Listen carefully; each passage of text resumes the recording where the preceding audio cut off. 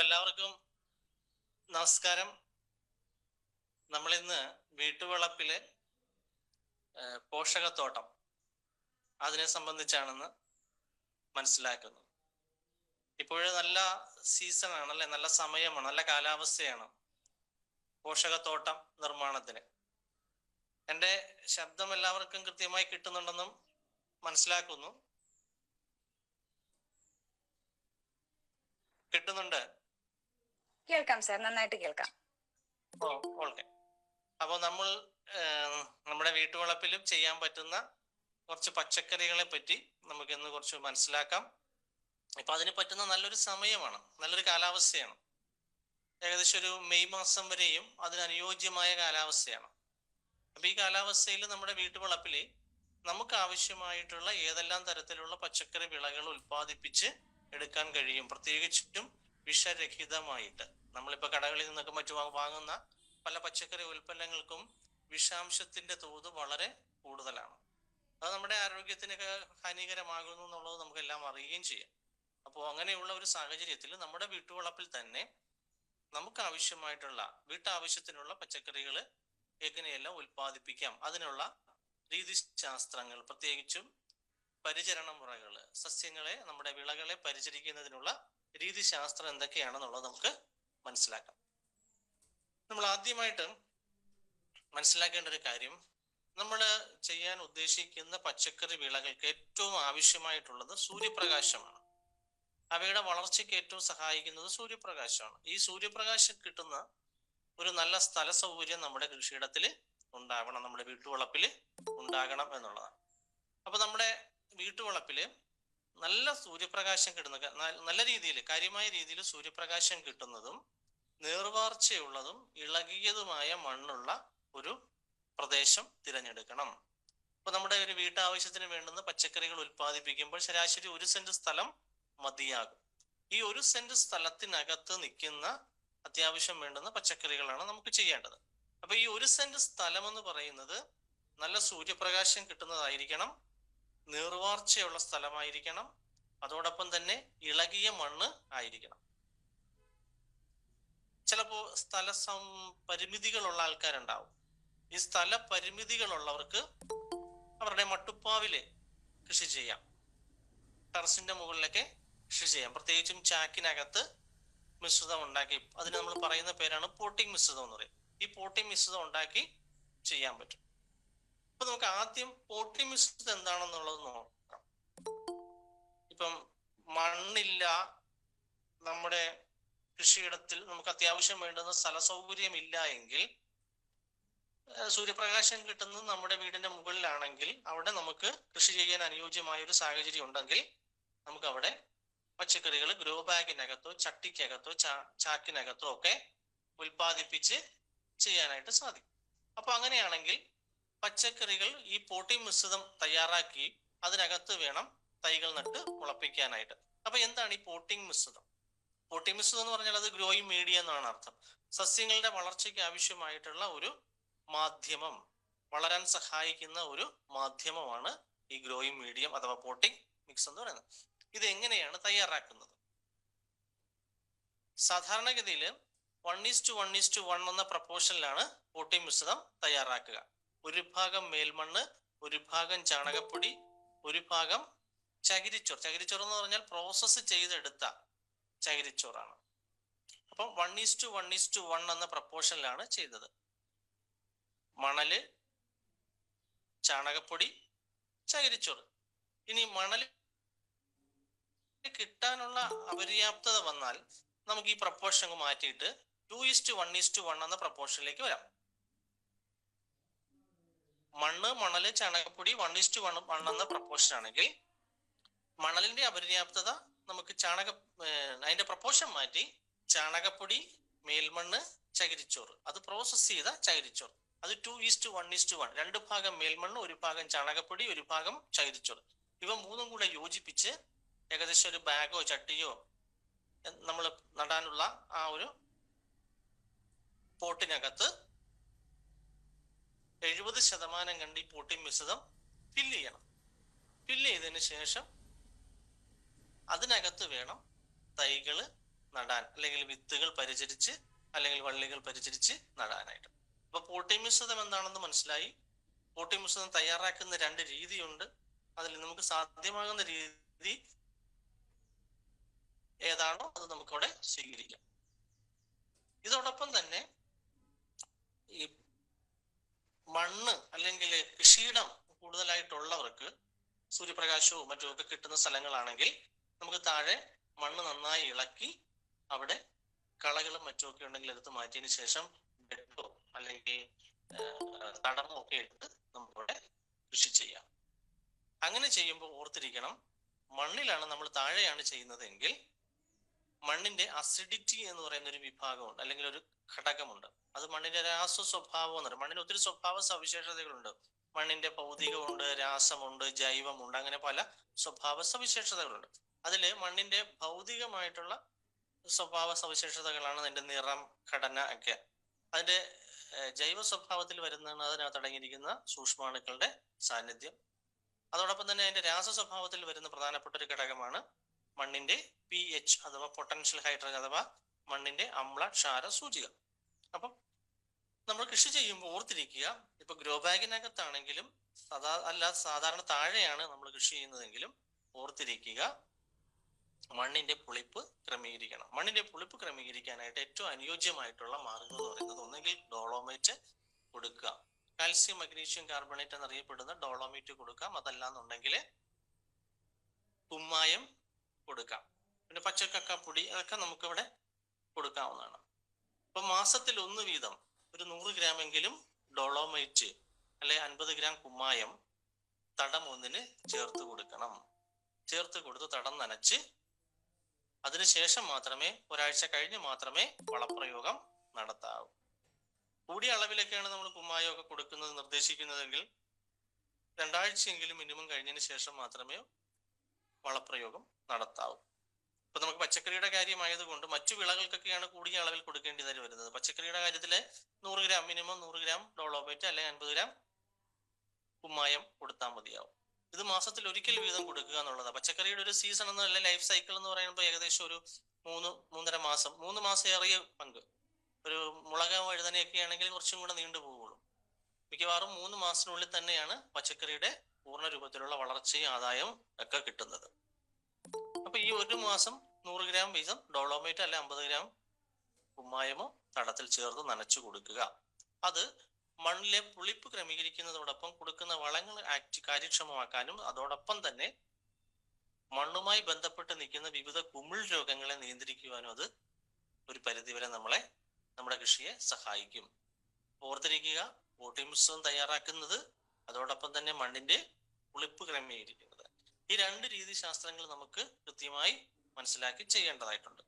ഇതിന് ശേഷം നമുക്ക് നടാനുള്ള വിത്തുകൾ, വള്ളികൾ അല്ലെങ്കിൽ തൈകൾ ഇതൊക്കെയാണ്. അപ്പൊ ഈ നടാനുള്ള വിത്തുകൾ കൃത്യമായി മുളച്ച് നല്ല കരുത്തോടു കൂടി വളർന്നു കയറണം. അങ്ങനെയാണെങ്കിൽ അനുയോജ്യമായിട്ടുള്ള രീതിയിൽ വിത്തുകളെ പരിചരിക്കണം. വിത്തുകളെ എങ്ങനെയാണ് പരിചരിക്കേണ്ടത്? നമുക്കറിയാലോ, വിത്തുപചാരം അല്ലെങ്കിൽ വിത്തിന്റെ പരിചരണം വിത്തുകൾക്ക് കാര്യക്ഷമമായിട്ട് വളരാനുള്ള ശേഷി വർദ്ധിപ്പിക്കുക എന്നുള്ളതാണ്. ഡാമേജ് ആകുക, മണ്ണിൽ വെച്ച് തന്നെ ചീറ്റി പോകുന്ന അവസ്ഥ സാധാരണ കാണാറുണ്ട്. നമുക്കറിയാം, നമ്മൾ ട്രൈക്കകത്തൊക്കെ പാകിക്കഴിഞ്ഞാല് പെട്ടെന്ന് തന്നെ മുളച്ചു കയറും. അത് ആ സമയക്രമം അനുസരിച്ച് അതിന്റെ മുള വന്നു ക്രമേണ അതിന്റെ ചുവട് ഭാഗം ചീഞ്ഞു പോയി അഴുകി പോകുന്നു നമുക്ക് കാണാൻ സാധിക്കും. അത് നഴ്സറി പ്ലാന്റ്സിലെ ഒരു പ്രശ്നമാണ്. അപ്പൊ ഇങ്ങനെയുള്ള നഴ്സറി പ്ലാന്റ്സിന്റെ ഈ പ്രശ്നത്തെ നമുക്ക് പരിഹരിക്കാനായിട്ട് അത് സാധാരണഗതിയിൽ ആർദ്രമാരി എന്ന് പറയുക അല്ലെങ്കിൽ ഡാമ്പിംഗ് ഓഫ് പിത്തിയം എന്ന് പറയുന്ന ഒരു ഫംഗസ് മൂലം ഉണ്ടാവുന്ന രോഗമാണ് ഡാമ്പിംഗ് ഓഫ് പിത്തിയം. അപ്പൊ ഈ ഡാമ്പിംഗ് ഓഫ് പിത്തിയത്തെ കൺട്രോൾ ചെയ്യാനായിട്ട് അല്ലെങ്കിൽ ശൈശവാവസ്ഥയിൽ സസ്യങ്ങൾക്ക് ഉണ്ടാവുന്ന ഇത്തരത്തിലുള്ള കുമിൾ രോഗങ്ങളെ നിയന്ത്രിക്കാൻ വേണ്ടിയിട്ട് നമുക്ക് സ്യൂഡോമോണാസ് പോലുള്ള മരുന്നുകൾ ഉപയോഗപ്പെടുത്താം. പ്രത്യേകിച്ചും വിത്തുകളുടെ പരിചരണത്തിന് സ്യൂഡോമോണാസ് എന്ന് പറയുന്ന മിത്ര ബാക്ടീരിയ അത് നമുക്ക് ഉപയോഗപ്പെടുത്താം. അത് എങ്ങനെയാണ് ഉപയോഗപ്പെടുത്തേണ്ടത്? സ്യൂഡോമോണാസ് എന്ന് പറയുന്നത് മിത്ര ബാക്ടീരിയയാണ്. അത് സസ്യങ്ങളെ സഹായിക്കുന്ന ഒരു ബാക്ടീരിയയാണ്. സസ്യങ്ങൾക്ക് ഉണ്ടാകുന്ന വിവിധ തരത്തിലുള്ള കുമിൾ ബാക്ടീരിയൽ രോഗങ്ങളെ പ്രതിരോധിക്കുന്നുണ്ട്. സസ്യങ്ങൾക്ക് ആവശ്യമായ രീതിയിലുള്ള ഹോർമോണുകൾ ഉൽപ്പാദിപ്പിച്ച് വളർച്ചയും കൂടാനും കായ്ക്കാനുമുള്ള ശേഷിയൊക്കെ വർദ്ധിപ്പിച്ചു കൊടുക്കുന്നുണ്ട്. പുതിയ പുതിയ നാമ്പുകൾ രൂപം കൊള്ളാൻ സഹായിക്കുന്നുണ്ട്. അങ്ങനെ വളർച്ചയെ സഹായിക്കുകയും അതോടൊപ്പം തന്നെ രോഗപ്രതിരോധ സംവിധാനം മെച്ചപ്പെടുത്തുകയും രോഗാണുവിനെതിരെ പ്രതിരോധിച്ചുകൊണ്ട് അവയെ നിയന്ത്രിച്ചുകൊണ്ട് ബാക്ടീരിയൽ കുമിൾ രോഗങ്ങളെ പ്രതിരോധിച്ചുകൊണ്ട് സസ്യങ്ങളുടെ വളർച്ച സഹായിക്കുന്ന ഒരു മിത്ര ബാക്ടീരിയയാണ് സ്യൂഡോമോണാസ്. ഈ സ്യൂഡോമോണാസ് വിത്തുകളുടെ പരിചരണത്തിന് എങ്ങനെയാണ് ഉപയോഗിക്കേണ്ടത്? അതൊരു 5% വീര്യമുള്ള ലായനി തയ്യാറാക്കണം. 5% എന്ന് പറയുമ്പോൾ നമുക്കറിയാം, 100 മില്ലി വെള്ളം എടുത്ത് അതിനകത്തേക്ക് ഒരു 5 ഗ്രാം സ്യൂഡോമോണാസ് കലക്കി അതിനകത്തേക്ക് നടാനുള്ള വിത്തുകളെല്ലാം, അല്ലെങ്കിൽ വള്ളികളാകാം, കമ്പുകളാകാം, അല്ലെങ്കിൽ മുളപ്പിച്ചതിന് ശേഷമുള്ള തൈകളാകാം, ഇതെല്ലാം ആ വെള്ളത്തിനകത്ത് ഒരല്പം മുക്കി വെക്കുക. തൈകളാണെങ്കിൽ അതിന്റെ വേരുപടലം ആ ലായനിയിൽ മുക്കി വെക്കണം.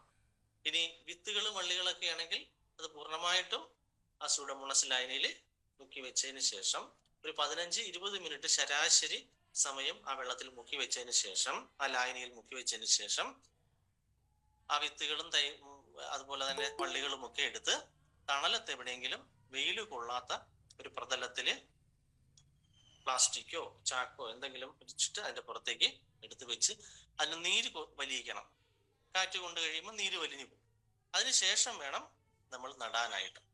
തൈകളൊക്കെ ആണെങ്കിൽ നടുന്നതിന് മുൻപ് സ്യൂഡോമോണാസ് ലായനി 10 മില്ലി അല്ലെങ്കിൽ 20 ഗ്രാം 1 ലിറ്റർ വെള്ളത്തിൽ കലക്കി തൈകളുടെ പുറത്തെല്ലാം നല്ലതുപോലെ സ്പ്രേ ചെയ്ത്, അതുപോലെ തന്നെ വേരുപടലം സ്യൂഡോമോണാസ് ലായനിക്കകത്തൊക്കെ മുക്കി വെച്ചതിന് ശേഷം നടുന്നതാണ് ഏറ്റവും അനുയോജ്യം.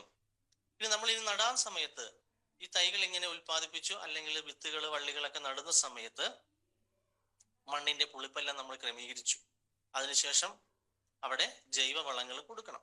ഈ ജൈവവളങ്ങൾ കൊടുക്കുമ്പോൾ ചാണകപ്പൊടിയോ കമ്പോസ്റ്റോ പച്ചിലവളങ്ങളോ ഒക്കെ നമുക്ക് അവിടെ ഉപയോഗിക്കാവുന്നതാണ്. അല്ലെങ്കിൽ നമ്മുടെ വീട്ടിൽ തന്നെ ഉണ്ടാക്കിയ കമ്പോസ്റ്റ് ഉണ്ടാവുമല്ലോ, വേസ്റ്റ് ഡീകമ്പോസ്റ്റ്. ഇപ്പൊ ഇനോക്കുലം ഉപയോഗിച്ചുകൊണ്ടുള്ള വേസ്റ്റ് കമ്പോസ്റ്റിങ്, അതിൻ്റെയൊക്കെ കിട്ടുന്ന ബൈ പ്രോഡക്റ്റ് ആയിട്ടുള്ള ഈ വളങ്ങള്, ജൈവവളങ്ങൾ നമുക്ക് നമ്മുടെ കൃഷിക്ക് ഉപയോഗിക്കാം. അങ്ങനെ ചെയ്യുന്ന സമയത്ത് ഓർത്തിരിക്കേണ്ട ഒരു കാര്യം, തടം ഒന്നിന് 100 ഗ്രാം വേപ്പിൻ പിണ്ണാക്ക്, ഒരു 20 ഗ്രാം ട്രൈക്കോഡർമ. 20 ഗ്രാം ട്രൈക്കോഡർമ എന്ന് പറയുമ്പോൾ ഒരു തീപ്പെട്ടി കവറിനകത്ത് കൊള്ളുന്ന അത്ര എടുക്കാം. 20 ഗ്രാം ഒരു 100 ഗ്രാം വേപ്പിൻ പിണ്ണാക്കുമായിട്ട് മിക്സ് ചെയ്ത്, ചാണകപ്പൊടിയോ കമ്പോസ്റ്റോ നമ്മുടെ വീട്ടിലുണ്ടാക്കുന്ന കമ്പോസ്റ്റോ ഒക്കെ ആയിട്ട് മിക്സ് ചെയ്ത് തടത്തിൽ കൊടുക്കണം. തടത്തിൽ മണ്ണിൽ ചേർത്ത് കൊടുത്തതിന് ശേഷം മാത്രമേ സ്യൂഡോമോണാസ് ലായനിയിൽ പരിചരിച്ച വിത്തുകൾ, വള്ളികൾ അല്ലെങ്കിൽ തൈകളൊക്കെ ആ മണ്ണിലേക്ക് വെക്കാവൂ. ഇത് ഗ്രോ ബാഗിനകത്തും ഇതേ രീതി തന്നെ തുടരേണ്ടതാണ്. സാധാരണ മണ്ണിലും സാധാരണ കൃഷിയിടത്തിലും ഗ്രോ ബാഗിലും ഒക്കെ നമുക്ക് ഇതേ രീതി തന്നെ സ്വീകരിക്കാം. അപ്പം മണ്ണ് മെരുക്കുന്ന രീതി കണ്ടു, മണ്ണിന്റെ അമ്ലത ക്രമീകരിക്കുന്ന രീതി കണ്ടു, അതോടൊപ്പം തന്നെ പോട്ടി മിശ്രം തയ്യാറാക്കുന്ന രീതി നമ്മൾ കണ്ടു, വിത്തുകള് വള്ളികൾ തൈകളൊക്കെ പരിചരിക്കുന്ന രീതിയും നമ്മൾ കണ്ടു. അതോടൊപ്പം തന്നെ മണ്ണിനെ സംരക്ഷിക്കാനായിട്ട്, മണ്ണിന്റെ അകത്തുള്ള കുമിൾ രോഗങ്ങളെ നിയന്ത്രിക്കുവാനായിട്ട് ട്രൈക്കോഡർമ മണ്ണിൽ ചേർത്ത് കൊടുക്കുന്നതും നമ്മൾ കണ്ടു കഴിഞ്ഞു. ഇനി ട്രൈക്കോഡർമ നമുക്ക് വേണമെങ്കിൽ കൃഷിയിടങ്ങളിൽ തന്നെ വികസിപ്പിച്ചെടുക്കാം. അങ്ങനെ വികസിപ്പിച്ചെടുക്കാവുന്ന ഒരു മാർഗമാണ് ചാണകപ്പൊടിയും വേപ്പിൻ പിണ്ണാക്കവും ചേർന്ന മിശ്രിതം. 90 കിലോഗ്രാം നല്ല ചാണകപ്പൊടിയും 10 കിലോഗ്രാം വേപ്പിൻ പിണ്ണാക്കും 1-2 കിലോ ട്രൈക്കോഡർമയും മിക്സ് ചെയ്ത് അത് എൻറിച്ച് ചെയ്യുക എന്ന് പറയും, അതിനെ വികസിപ്പിക്കുക എന്ന് പറയും. ഇപ്പൊ നമ്മൾ 20 ഗ്രാം ട്രൈക്കോഡർമ ചൂടൊന്നിന് കൊടുക്കാൻ ഞാൻ പറഞ്ഞു. അതിന് പകരമായിട്ട് വേണമെങ്കിൽ ഇതുപോലെ വികസിപ്പിച്ച് ട്രൈക്കോഡർമ ചാണകപ്പൊടി വേപ്പിൻ പിണ്ണാക്ക് ചേർന്ന മിശ്രിതത്തിനകത്ത് വികസിപ്പിച്ചെടുത്ത് കൊടുക്കാം. അത് ആദ്യം നമ്മൾ ചെയ്യേണ്ടത്, ചാണകപ്പൊടിക്കകത്തേക്ക് ട്രൈക്കോഡർമ വേപ്പിൻ പിണ്ണാക്കും 90 കിലോ ചാണകപ്പൊടിയിലേക്ക് 10 കിലോഗ്രാം വേപ്പിൻ പിണ്ണാക്കും 2 കിലോഗ്രാം ട്രൈക്കോഡർമയും കൂടെ യോജിപ്പിച്ച് പുട്ടിന് കുഴയ്ക്കുന്നത് പോലെ നമ്മൾ നനവ് കൊടുത്ത് കുഴയ്ക്കണം. ഏകദേശം 40% നനവ്. അതിനുശേഷം അത് വെയിലൊന്നും കൊള്ളാതെ തണലുള്ള ഒരു സ്ഥലത്ത്, അല്ലെങ്കിൽ ചായ്പിൽ എവിടെയെങ്കിലും മണ്ണിനെയൊന്നും കയറാത്ത രീതിയിലുള്ള തറയൊക്കെ ഉള്ളിടത്ത് ഈ പുട്ടിന് കുഴച്ചതുപോലുള്ള ഈ മിശ്രിതം, ചാണകപ്പൊടിയും വേപ്പിൻ പിണ്ണാക്ക് ട്രൈക്കോഡർമ മിശ്രിതം അവിടെ കൂട്ടിയിട്ട് അതിന്റെ പുറത്ത് ചണച്ചാക്ക് വെള്ളത്തിൽ മുക്കി അതിന്റെ പുറത്തൊരു ആവരണം കൊടുക്കുക. ഏകദേശം ഒരാഴ്ച അങ്ങനെ ഇടുക. 2-3 ദിവസം കൂടുമ്പോൾ നമ്മളത് നിരീക്ഷിക്കണം. നനവില്ല എന്നുണ്ടെങ്കിൽ കൈവെള്ളം കൊടുത്ത് അതിന് നനവ് ഉറപ്പുവരുത്തുക. ഒരാഴ്ച കൊണ്ട് തന്നെ വെള്ള കളറിൽ ഒരു പൂപ്പൽ പിടിച്ചു വരുന്നത് നമുക്ക് കാണാൻ പറ്റും. വീണ്ടും ആ ചാക്ക് മാറ്റി അതെല്ലാം പൊടിച്ച് ഒന്നുകൂടി നനവ് കൊടുത്ത് പഴയതുപോലെ തന്നെ കൂട്ടിയിടുക. വീണ്ടും ചണച്ചാക്ക് വെള്ളത്തിൽ മുക്കി അതിന്റെ ചുറ്റും കവർ ചെയ്യുക. അത് പൂർണ്ണമായിട്ടും കവർ ചെയ്യുക. അങ്ങനെ 2-ാമത്തെ ആഴ്ചയാകുമ്പോഴേക്കും വെള്ള കളറിലെ പൂപ്പൽ ഒരു പച്ച കളർ, ലൈറ്റ് പച്ച കളറിലേക്ക് വരുന്ന കാണാം. അതാണ് ട്രൈക്കോഡർമ. ട്രൈക്കോഡർമയുടെ ഗ്രോത്ത് ആണ്. അത് പൊടിച്ചെടുത്ത് ആ ചാണകവും പിണ്ണാക്കും ട്രൈക്കോഡർമ കൾച്ചർ ചെയ്ത് വന്ന ആ മിശ്രിതം പൊടിച്ചെടുത്ത് ഇഷ്ടാനുസരണം, നിങ്ങൾക്ക് ആവശ്യാനുസരണം കൃഷിയിടത്തില് കൊടുക്കാം.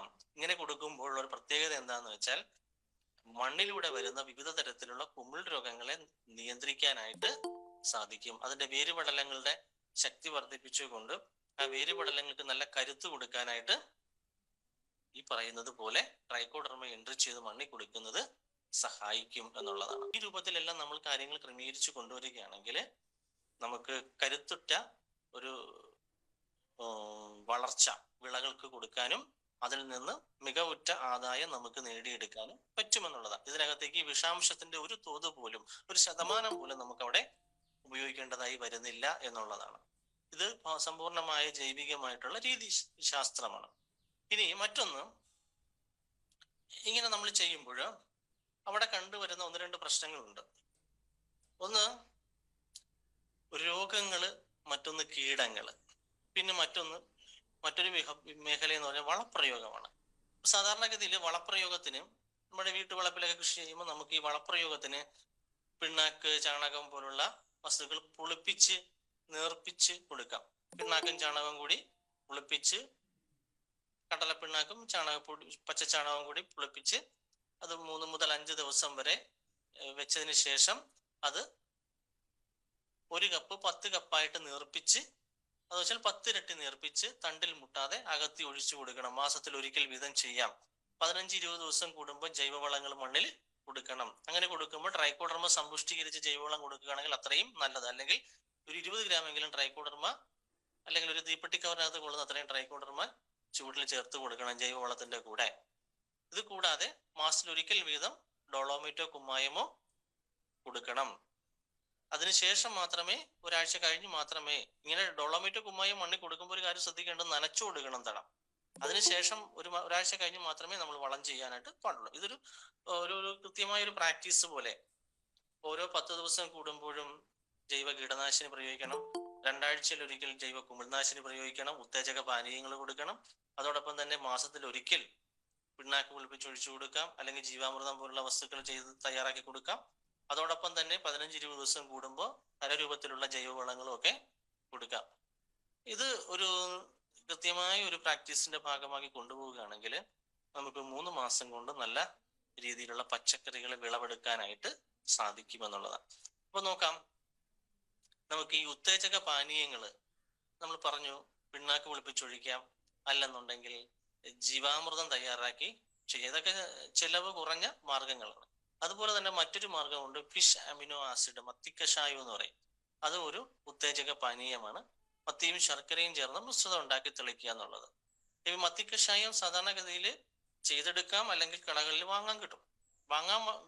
കടകളിൽ നിന്ന് വാങ്ങുകയാണെങ്കിൽ 5 മില്ലി 1 ലിറ്റർ വെള്ളം. ഈ 5 മില്ലി എന്ന് പറയുന്നത് ഒരു നല്ല കായിക വളർച്ച എത്തിയ ഒരു പച്ചക്കറി വിളയ്ക്ക് കൊടുക്കുന്ന അളവാണ് 5 മില്ലി.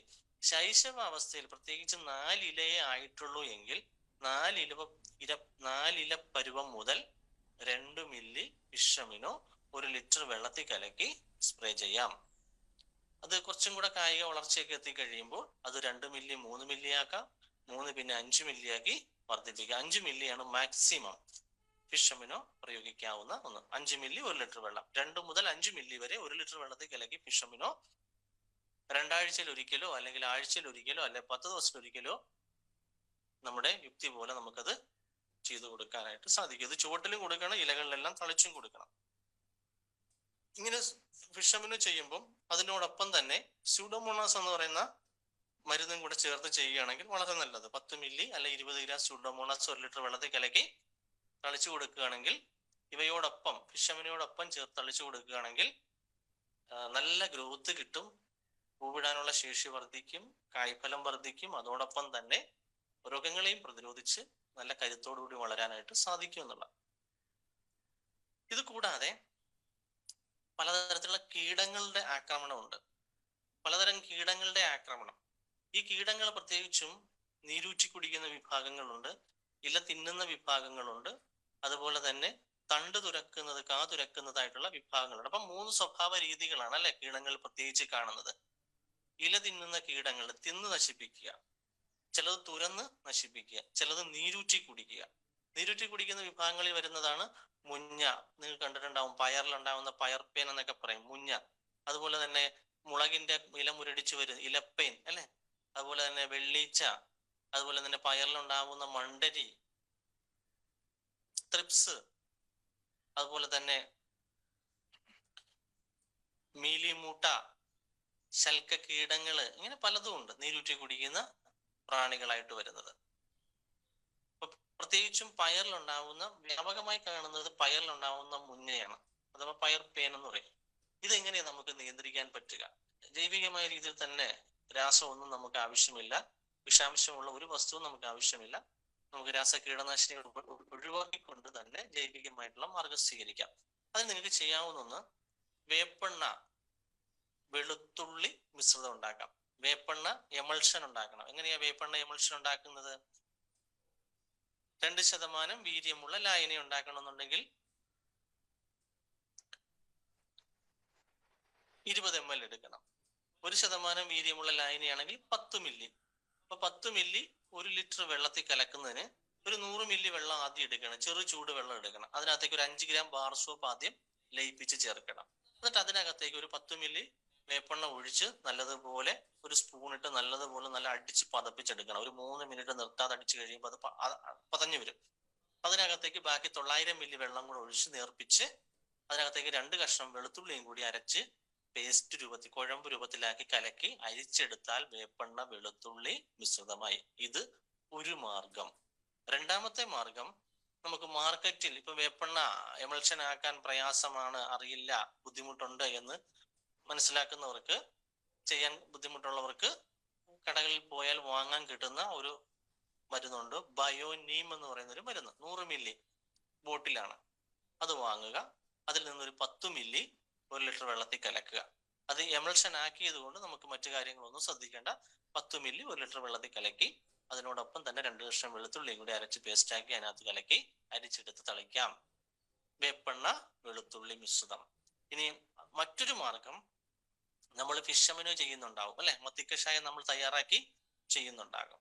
അപ്പൊ മത്തിക്കഷായം തയ്യാറാക്കി ചെയ്യുമ്പോൾ അതിന്റെ കൂടെ ഈ ബയോനീമും കൂടെ ചേർത്ത് കളിക്കുന്നത് മുഞ്ഞ, ചാഴി, അതുപോലെ നീരുറ്റി കുടിക്കുന്ന പല പ്രാണികളെ നിയന്ത്രിക്കാൻ സഹായിക്കും. അപ്പൊ ഫിഷ് അമിനോ 5 മില്ലി, ബയോനീം എന്ന് പറയുന്ന വേപ്പെണ്ണ എമൾഷൻ ആക്കിയ ആ മരുന്ന് 10 മില്ലി 1 ലിറ്റർ വെള്ളത്തിൽ കലക്കി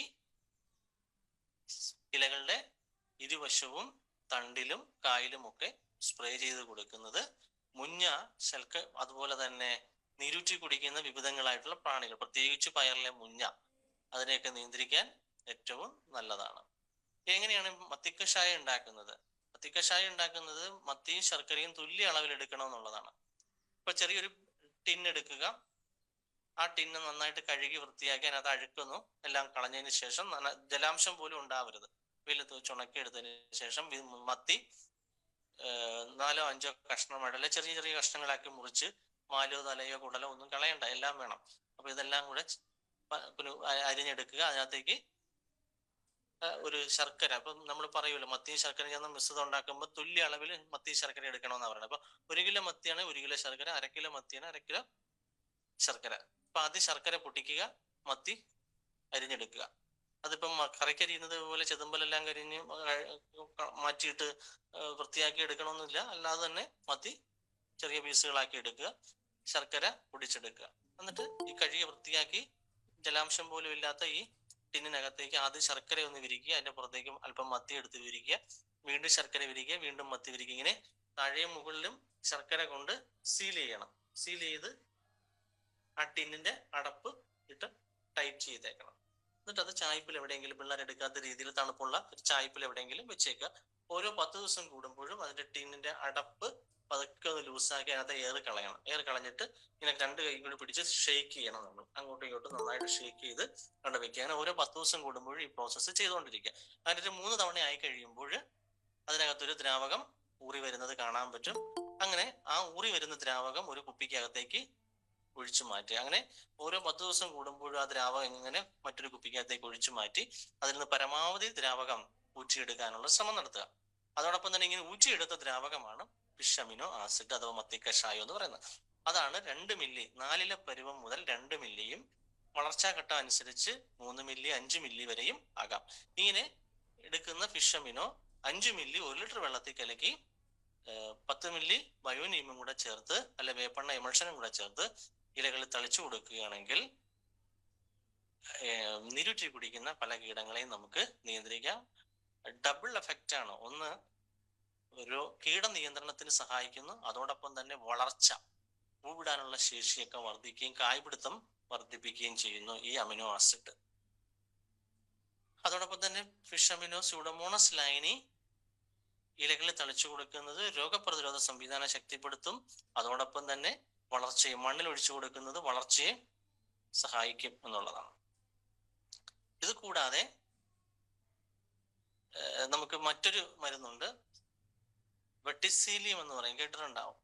നീരൂറ്റി കുടിക്കുന്ന പ്രാണികളെ നിയന്ത്രിക്കാനുള്ള ഒരു ജൈവ ഫംഗസ് ആണ് വെട്ടിസീലിയം ലെക്കാനി അഥവാ ലെക്കാനിസീലിയം ലെക്കാനി. ഈ ലെക്കാനിസീലിയം ലെക്കാനി അഥവാ വെട്ടിസീലിയം ലെക്കാനി 20 ഗ്രാം അല്ലെ 10 മില്ലി 1 ലിറ്റർ വെള്ളത്തിൽ കലക്കി സ്പ്രേ ചെയ്യാം. വേപ്പെണ്ണ എമൾഷൻ ആക്കിയാൽ അതിനോടൊപ്പം ചേർത്തും സ്പ്രേ ചെയ്യാം.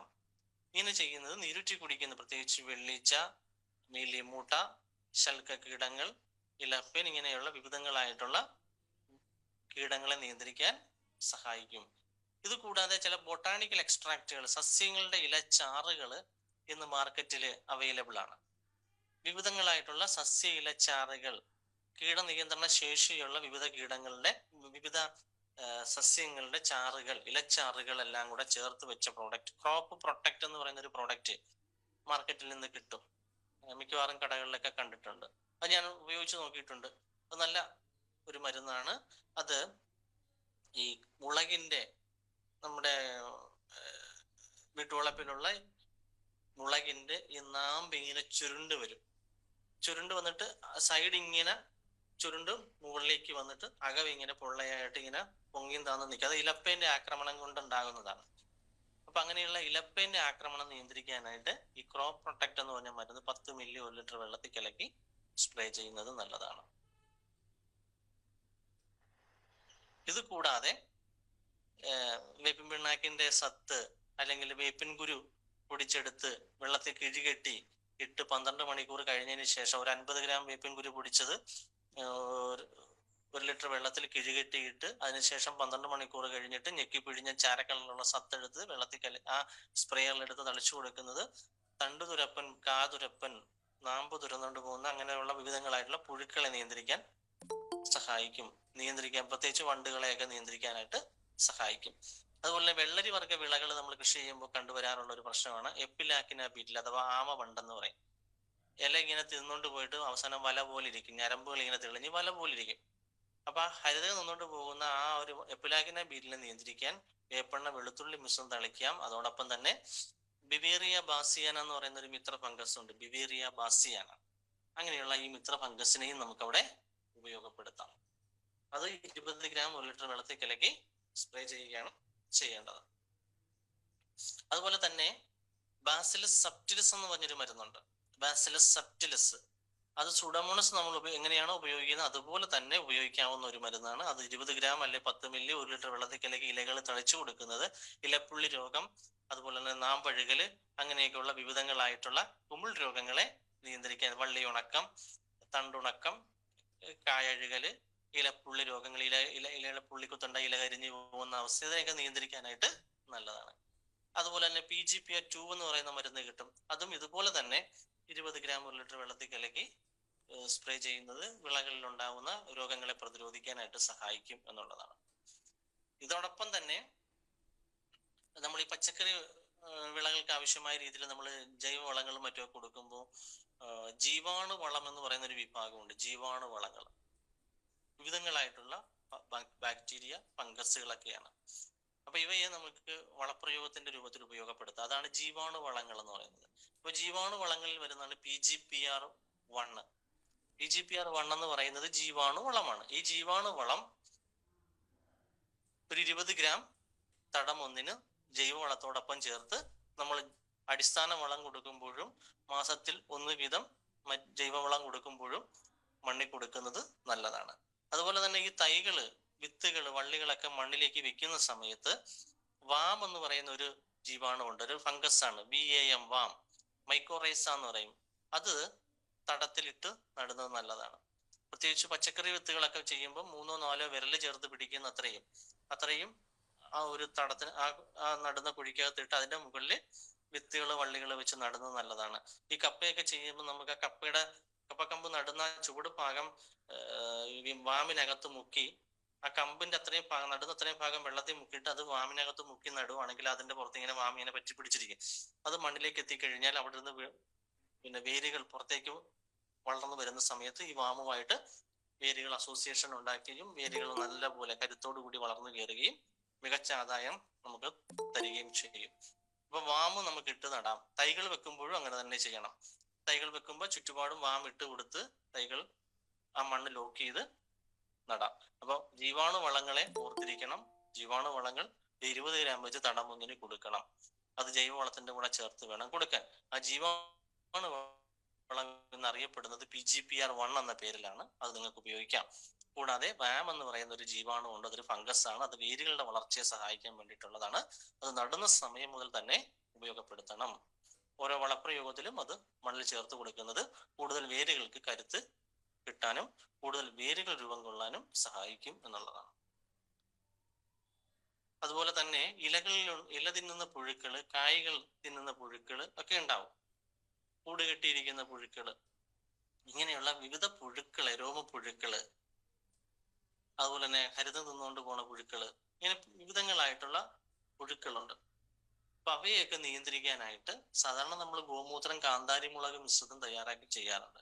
ഗോമൂത്രവും 100 മില്ലി ഗോമൂത്രം 1 ലിറ്റർ വെള്ളത്തിൽ കലക്കി അതിന്റെ കൂടെ 2 കാന്താരിയും കൂടെ അരിച്ചെടുത്ത് തളിച്ചു കഴിഞ്ഞാൽ ഗോമൂത്രം, കാന്താരി മുളക് മിശ്രിതമായി. ഇനി അതല്ല എന്നുണ്ടെങ്കിൽ പപ്പായ ഇല സത്ത്, നിങ്ങൾക്ക് പപ്പായ ഇല കുനുകുനാന്ന് അരിഞ്ഞ് വെള്ളത്തിലിട്ട് ഒരു ദിവസം മുഴുവൻ കിടന്നതിന് ശേഷം അതിനെ ഞെക്കിപ്പിഴിഞ്ഞ സത്തെടുത്ത് തളിച്ചു കൊടുത്താൽ ഇല തിന്നുന്ന പുഴുവിനെ നിയന്ത്രിക്കാൻ നല്ലൊരു മാർഗമാണ്.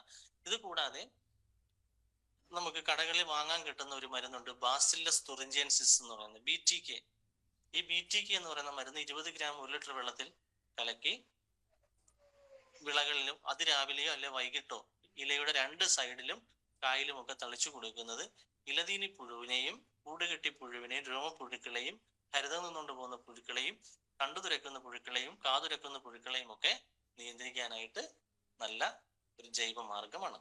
ഇങ്ങനെയുള്ള വിവിധങ്ങളായിട്ടുള്ള ജൈവ കീടനാശിനികൾ വാങ്ങി ഉപയോഗിക്കാവുന്ന ചില സൂക്ഷ്മ ജീവാണുക്കള്, അതോടൊപ്പം തന്നെ നമ്മുടെ ചുറ്റുപാടുമുള്ള വിവിധങ്ങളായിട്ടുള്ള സസ്യയിലെ ചാറുകള്, അതോടൊപ്പം തന്നെ നാൽക്കാലികളായിട്ടുള്ള പശുവിന്റെ വിവിധങ്ങളായിട്ടുള്ള ഉൽപ്പന്നങ്ങൾ ഉപയോഗപ്പെടുത്തിക്കൊണ്ടുള്ള കീടനിയന്ത്രണ വളർച്ച ത്വരിതക ഉൽപ്പന്നങ്ങൾ, നമ്മുടെ വീട്ടിൽ തന്നെ കമ്പോസ്റ്റ് ചെയ്തെടുക്കുന്ന ജൈവവളങ്ങൾ, ഇങ്ങനെ ഇവയെല്ലാം ചേർത്ത് കൊണ്ടുള്ള ഒരു സംയോജിപ്പിച്ചുകൊണ്ടുള്ള ഒരു ജൈവ കൃഷി രീതി നമ്മുടെ കൃഷിയിടത്തിൽ നടപ്പിലാക്കിയാൽ സമ്പൂർണ്ണ പോഷകത്തോട്ടം എന്ന ഒരു ലക്ഷ്യം നമുക്ക് കൈവരിക്കാനായിട്ട് സാധിക്കും. 1 സെന്റ് സ്ഥലത്ത് ഈ രൂപത്തിലുള്ള കൃഷി നമുക്ക് ചെയ്യാനായിട്ട് സാധിക്കും.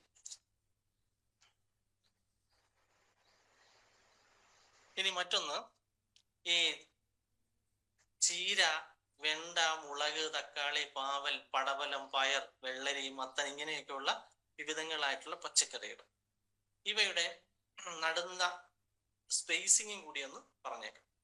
ചീരയാണ് നമ്മൾ നടുന്നതെങ്കിൽ 20 × 20 സെന്റിമീറ്റർ അകലം കൊടുത്ത് നടണം. വെണ്ടയാണ് നടുന്നതെങ്കിൽ 60 × 30 സെന്റിമീറ്റർ അകലം കൊടുത്ത് നടണം. ഇപ്പൊ ചീര നടുകയാണെങ്കിൽ ശരാശരി 1 സെന്റിലേക്ക് 7 ഗ്രാം എങ്കിലും വിത്ത് കുറഞ്ഞത് വേണ്ടി വരും. വെണ്ടയാണെങ്കിൽ ഒരു 30-35 ഗ്രാം വിത്ത് മിനിമം വേണ്ടി വരും. അത് വെണ്ടയാകുമ്പോൾ 60 × 35 എന്നുള്ള ആ ഒരു സ്പേസിങ്ങിലാണ്, സെന്റിമീറ്ററിലാണ് നടേണ്ടത്. മുളകാണെങ്കിൽ 45 × 45 സെന്റിമീറ്റർ, അതിന് ഏകദേശം 4 ഗ്രാം വിത്ത് ആവശ്യമായി വരും. തക്കാളി ആണെങ്കിൽ 60 × 60 ശരാശരി 2 ഗ്രാം വിത്ത് ആവശ്യമായി വരും. പാവലാണെങ്കിൽ 2 × 2 മീറ്റർ അകലമാണ്, അതിന് ഏകദേശം ഒരു 14-15 ഗ്രാം അല്ലെ മിനിമം ഒരു 16 ഗ്രാം എങ്കിലും വിത്ത് ആവശ്യമായി വരും. പടവലമാണെങ്കിലും 2x2 മീറ്റർ അകലമാണ്. പാവലും പടവലവും 2 മീറ്റർ അകലത്തിലാണ് നടേണ്ടത്. ഒരു തടത്തിനകത്ത് 2-3 ചുവട് നിർത്തി വേണം നടാനായിട്ട്. ശരാശരി 16 ഗ്രാം വിത്ത് പടവലത്തിനും ആവശ്യമായി വരും. പയറാണെങ്കിൽ ശരിയായിരിക്കും പറഞ്ഞ ഒരു 60 ഗ്രാം വിത്ത് ആവശ്യമാണ് 1 സെന്റ് സ്ഥലത്തേക്ക്. ഏകദേശം ഒരു 45x15 സെന്റിമീറ്റർ അകലത്തിൽ നടാം. വള്ളിപ്പയറൊക്കെ ആണെങ്കിൽ 2 മീറ്റർ അകലത്തിൽ ഒരു തടത്തിൽ 2-3 ചുവടുകൾ വെച്ച് നടാവുന്നത്. വെള്ളരിയാണെങ്കിൽ 2x1.5 എന്നുള്ള അർത്ഥത്തില് 2 മീറ്റർ ഇൻറ്റു 1.5 മീറ്റർ, അതാണ് നീളം ഗുണം വീതി. ആ ഒരു രീതിയിൽ നമുക്ക് ചെയ്യാം. ഏകദേശം 5 ഗ്രാം വിത്ത് വെള്ളരി കൃഷി ചെയ്യുമ്പോൾ 1 സെന്റിലേക്ക് വേണ്ടി വരും. മത്തനാണെങ്കിൽ 4.5x2 മീറ്റർ, ഏകദേശം 5 ഗ്രാം വിത്ത് 1 സെന്റ് സ്ഥലത്ത് കൃഷി ചെയ്യുമ്പോൾ ആവശ്യമായി വരും. അപ്പൊ ഇതൊക്കെയാണ് വിത്തിന്റെ അളവും അതിന്റെ സ്പേസിങ്ങും. അപ്പൊ ഇങ്ങനെയുള്ള കാര്യങ്ങളും കൂടി ഒന്ന് ഓർത്തിരിക്കുക. ഇത് ഗ്രോ ബാഗിൽ ചെയ്യുന്നവർക്ക് ഇത് വിഷയമല്ല, ഇത് കാര്യമായി മനസ്സിലാക്കേണ്ടതില്ല. മണ്ണിൽ ചെയ്യുകയാണെങ്കിൽ, സാധാരണ നമ്മുടെ കൃഷിയിടത്തിൽ ചെയ്യുകയാണെങ്കിൽ ഈ പറയുന്ന സ്പേസിങ്ങും കൂടി ഒന്ന് ഓർത്തിരിക്കണം. അതോടൊപ്പം തന്നെ വിത്തിന്റെ അളവ് ശരാശരി ഇത്ര വേണ്ടി വരും എന്നുള്ളത് ഓർത്തിരിക്കുക. വളരെ തുച്ഛമായ വിത്ത് മതി. തുച്ഛമായ സാഹചര്യത്തിൽ നമുക്ക് നല്ല രീതിയിലുള്ള സാധ്യമാകുന്ന കൃഷികൾ ചെയ്തെടുക്കാനായിട്ട് സാധിക്കും എന്നുള്ളതാണ്.